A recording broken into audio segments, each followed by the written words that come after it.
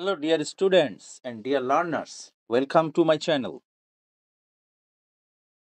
আজকে আমরা right form of verbs এর যেটা নিয়ে আলোচনা করব সেটা বরিশাল বোর্ডে 2019 সালে, রাজশাহী বোর্ডে 2016 সালে এইচএসসি পরীক্ষায় এসেছিল। তো প্রথম বাক্যে কি বলা হচ্ছে? ওয়ান্স মানে একদা, অতীতকালে চলে গেছে। There lived an idle king. একদা এক অলস রাজা ছিল। তার মানে এটা লিফট হবে। আচ্ছা, তিনি তিনি শারীরিক কসরত করতেন না। মানে শরীরে কষ্ট হয় এমন কোনো কাজই করতেন না। He did not undergo. কেন আমরা অতীতকাল দেব? আগের বাক্যে তো আমরা অতীতকালে ছিলাম। তাহলে আমাদেরকে ধারাবাহিকতা রক্ষা করতে হবে। He didn't undergo physical labour or any physical labour. Didn't undergo. আর ডিড এর সাথে অবশ্যই প্রেজেন্ট টেন্স থাকবে। মানে সোজা কথা, যে বাক্যে ডিড থাকবে সেখানে মেইন ভার্বটা প্রেজেন্ট ফর্মে হবে। এরপর অ্যাজ এ রেজাল্ট, ফলে হি গট বাল্কি, তিনি মোটা হয়ে গিয়েছিলেন। And couldn't move from one place to another, এক জায়গা থেকে অন্য জায়গায় মুভ করতে পারতেন। তাহলে he got first indefinite tense. He call in a doctor, তিনি একজন ডাক্তার ডেকে পাঠালেন। রাজা মানুষ তো।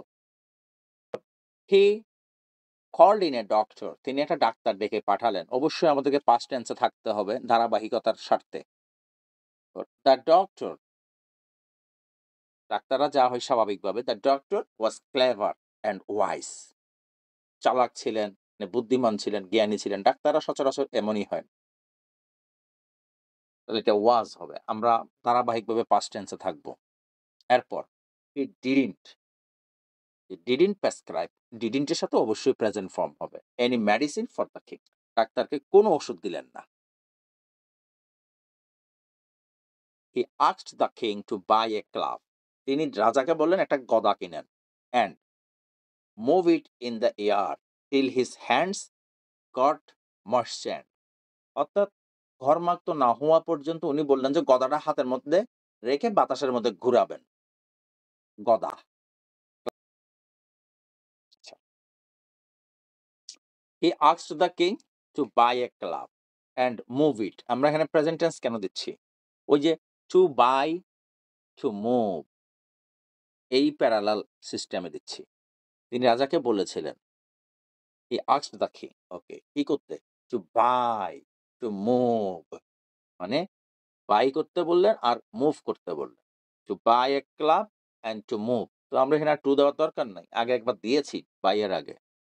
So and move it in the air till his hands got moisture,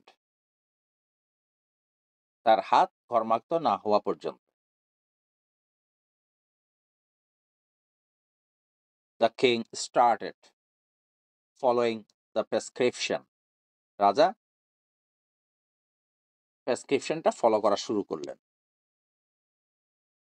started এর পরে আমরা জেরান্ট বসিয়ে দিয়েছি। আস the king was relieved of his problem, এভাবে রাজা তার প্রবলেম থেকে মুক্ত হয়েছিলেন। দ্য কিং, আমরা যদি এখানে যদি ভুল উত্তরের কথা চিন্তা করি, যে Das the king relieved of his problem, তার প্রবলেম থেকে মুক্ত হয়েছিলেন, হবে না তো। দ্য কিং রিলিভড, রাজা মুক্ত করেছিলেন প্রবলেমকে, অর্থটা এমন দাঁড়াবে। তাহলে অর্থটা যদি বাংলাতে আমরা যেটা করতেছি যে এভাবে রাজা মুক্ত হয়েছিলেন, তার দ্য কিং ওয়াজ রিলিভড, মুক্ত হয়েছিলেন। এটা না দিয়ে যদি আমি ডাইরেক্ট রিলিফট দিই তাহলে কি দাঁড়াচ্ছে? রাজা মুক্ত করেছিলেন প্রবলেমকে। এটা বাংলা অনুবাদ করলে বোঝা যাচ্ছে কি পরিমাণ ভুল হচ্ছে জায়গাটাতে। সুতরাং এখানে বাংলা করলে আমরা এটা প্যাসিভ পাচ্ছি। এভাবে রাজা মুক্ত হয়েছিলেন, was relieved of his problem, তার প্রবলেম থেকে। Thank you for watching this video. Thank you.